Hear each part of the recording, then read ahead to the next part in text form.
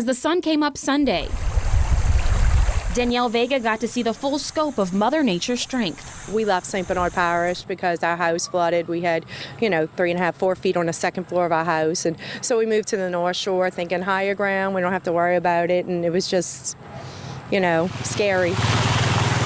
After getting through the March flood with no issue, Vega says the street went from dry to having a river flowing in the yard within hours. The backyard, it's right up to the base of the house. In the front, it's about 10 feet to 15 feet from the actual front. And unfortunately, the situation was much worse for people in other parts of the parish.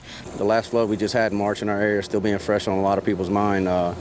Some people were able to take heed to the warning this time and get out, but we still had some people that we had to perform water rescues on. According to John Barnes, they spent Saturday and Sunday rescuing hundreds of people.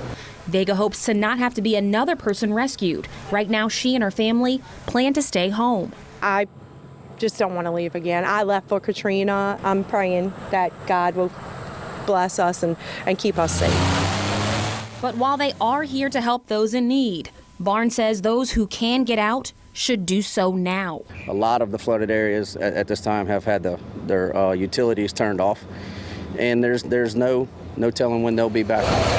It's not just us going out there and saving them. I mean, we're putting our lives at risk as well.